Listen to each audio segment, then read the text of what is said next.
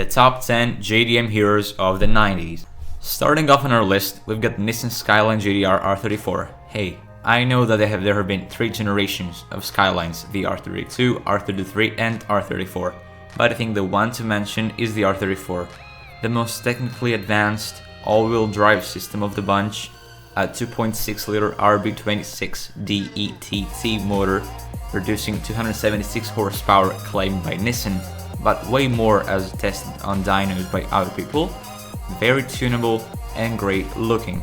Just like its predecessors, it's nicknamed the Godzilla, and there's a good reason for that. The all-wheel drive system that it had, the Atessa system, was so advanced and ahead of its time that it could compete with Porsches and other stuff, completely obliterating them. Due to the tunability of their motors, power figures of upwards of 1500 horsepower have been recorded in the past, and they've been used in drag races all over the world as well.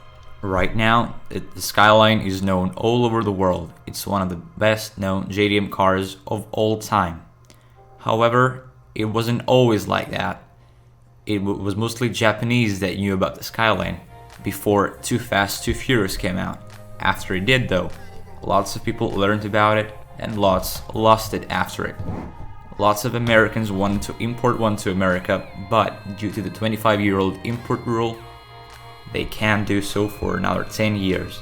Moving on with our list, we've got the Mazda RX7 FD. Now hey, I know that just like with the Skyline, that there have been 2 generations of RX7s in the 90s. The FD is the one to look at though. It's got a much more advanced 13B RW 2-rotor turbocharged rotary engine, producing 276 horsepower like most Japanese cars at the time due to the Men's agreement. However, it's rumored that this one had more horsepower as well. It's front engine, rear wheel drive, and has got a very low weight of around a ton. Its body sits very low, it's full of curves, and it's got a very classically correct shape. It's one of the best looking cars of the 90s, if not the best Japanese car of the 90s, according to the way it looks, and will certainly pass the test of time. Third on the list is the Toyota Supra Mark IV. This one is powered by a 2JZ GDE motor, making 276 horsepower according to Toyota, but official power figures don't really mean much, because the motor has been dynoed to upwards of 300 horsepower and when tuned can make 1000 horsepower on a stock bottom end, and records of 1600 plus horsepower have been recorded. And that's exactly the reason why the Toyota Supra has been used so much on drag racing. However, the weird thing is that reviewers of the time gave the Toyota Supra good praise for its handling capabilities. Really, a shame to see that tons of Toyota Supras have ended up as drag cars. Moving on, there's the Honda NSX. Now, this car started out as a concept with Pininfarina design and ended up as a beautiful mid-engine rear-wheel drive sports car made by Honda and with lots of input from one of the world's best F1 drivers, Ayrton Senna. As you can most probably guess, the Honda NSX ended up as a car with great handling, beating lots of supercars in the 90s, and that's why it got the title of Ferrari Killer back in the time. Its 270 or 290 horsepower figure might not sound much to you. However, back in the 90s, it was actually a big deal, and the motors of the Honda NSX held records for the highest power per liter for a naturally aspirated motor. It was powered by either a C30A or C32B motor, 3-liter or 3.2-liter VTEC V6 motors with dual overhead camshafts. It's also worth mentioning that the drifting himself, Keiichi Tsuchiya, had one and loved and praised the handling of it. Next, we've got the Mitsubishi Lancer Revolution VI, a car born in the worlds of rallying alongside the Subaru Impreza, but we're going to that a bit later.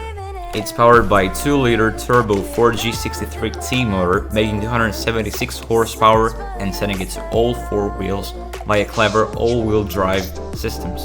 It was an actual 4-door sedan that could seat 5 comfortably, yet that could take them to a trip on a gravel road and scare the hell out of them. Sharing a very similar philosophy was the Subaru Impreza WRX STI at the time. Now this was powered by a boxer engine, again 2-liter turbo EJ20T, 276 horsepower, and a very advanced all-wheel drive system. Minor differences between the two include that the Impreza also came in 2-door coupe form, and that the Impreza was mostly suited to gravel, while the Mitsubishi was mostly suited to tarmac. Yet another pick is the Nissan Fairlady Z32, also known as 300ZX in export markets. This was powered by a 3-liter twin-turbo V6 called the VG30DETT, making, again claimed, 276 horsepower.